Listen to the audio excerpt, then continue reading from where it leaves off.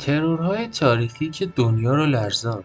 پرده‌برداری از توطئه‌ها و اسرار مخفی رؤسای جمهور که به دلایلی مشهور بودند. چگونه این وقایع سرنوشت جهان رو تغییر داد؟ امروز با یکی از هیجان‌انگیزترین و بحث‌برانگیزترین موضوعات تاریخ سیاسی جهان در خدمت شما هستیم. ترور رؤسای جمهور، وقایعی که نه تنها سرنوشت یک کشور بلکه سرنوشت جهان را هم تغییر می‌دهد. در این ویدیو ما به بررسی ترورهای مرموز و جنجالی چند رئیس جمهور مشهور میپردازیم. آیا میدونستید که پشت این ترورها توطئه‌های پیچیده و اسرار مخفی وجود داره؟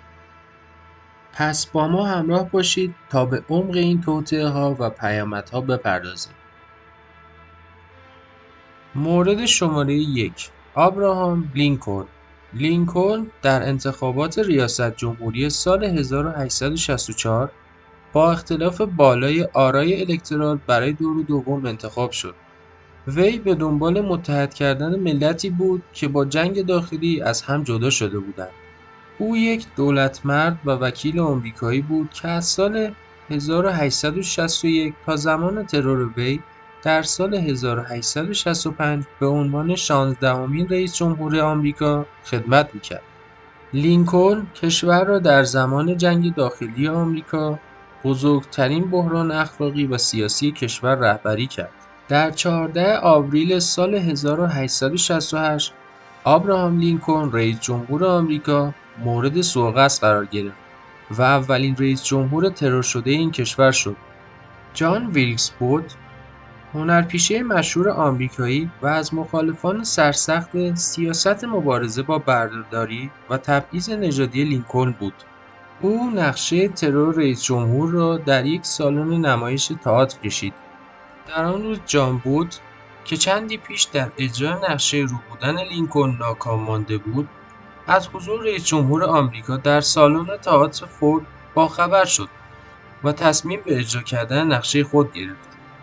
لینکلن بدون محافظ اصلیش برای تماشای تئاتر پسرعموی آمریکاییمان وارد سالن شد و در جای خود در اتاقکی در بالکن نشست. بود در یک لحظه توانست از غفلت تنها محافظ لینکلن در بیرون استفاده کنه و وارد اتاق بشه و با یک ضربه گلوله او رو به قتل برسونه. مورد شماره 2: جان فیتزجرالد کندی. کندی در 20 ژانویه سال 1961 به عنوان 35مین رئیس جمهور آمریکا سوگند یاد کرد. او هنگام آغاز ریاست جمهوری خود 43 سال سن داشت و از این رو به جوانترین ریاست جمهوری تاریخ ایالات متحده آمریکا به حساب آمد. دوران ریاست جمهوری او با اوج جنگ سرد مصادف بود و عمده فعالیت‌های دولتش حول روابط با شوروی و کوبا متمرکز بود. او در انتخابات ریاست جمهوری سال 1960 با فاصله اندکی بر رقیب جمهوری‌خواهش ریچارد نیکسون پیروز شد.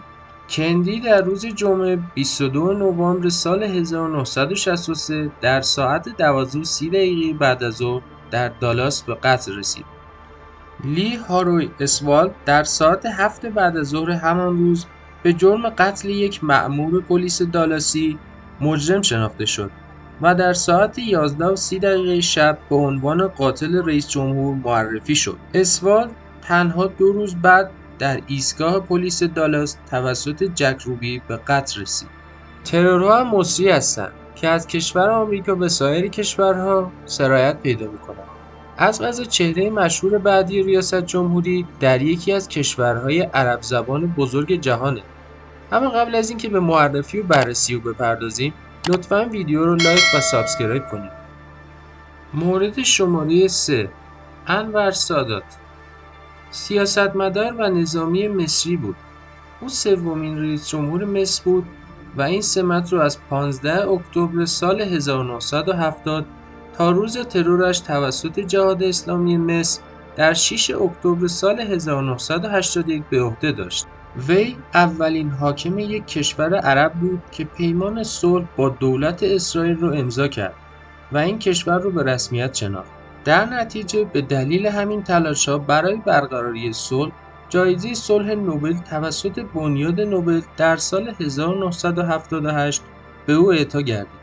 اما گروه جهاد اسلامی مصر معترض به صلح کشورهای مصر و اسرائیل و به رسمیت شناخته شدن کشور اسرائیل توسط مصر بودند.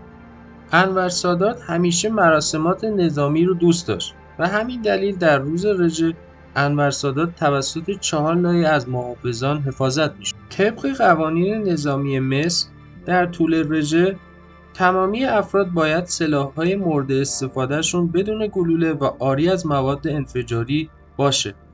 اما از شانس بدش در اون روز مسئولان کنترل این امر در مراسم حج در عربستان به سر می‌بردند. در همان روز انور سادات پس از اصابت تیر مسلسل به سرش با سقوط به داخل جایگاه نقش بر زمین شد.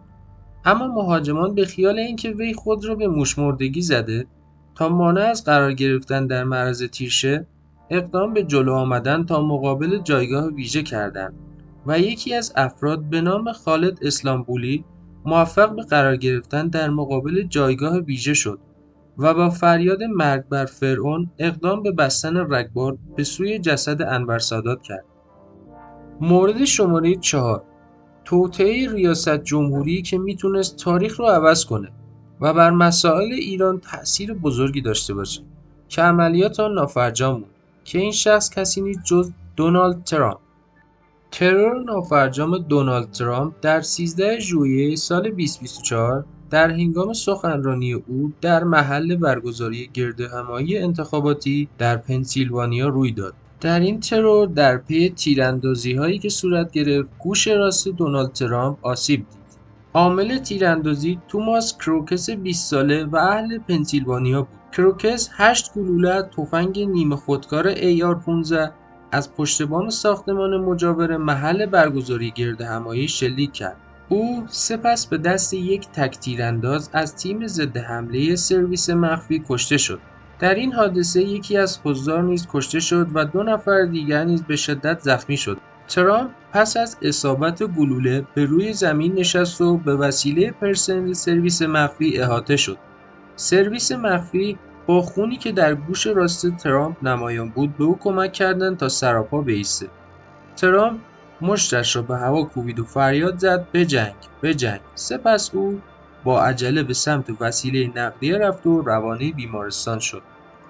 پس از این ترور ناموفق، سهام مرتبط با منافع رسانه‌ای و فناوری ترامپ و همچنین سهام سایر شرکت‌هایی که میتونن از ریاست جمهوری دونالد ترامپ سود ببرن، مثل سهام ارز دیجیتال و سهام اسلحه، افزایش قابل توجهی رو تجربه کرد. این ترورهای مرموز و تکان دهنده فقط بخشی از تاریخ پرفراز و نشیب جهانه. تا ویدیو بعدی با ما همراه باشید تا نگاه دقیق‌تر به رویدادهای مهم تاریخی بندازیم.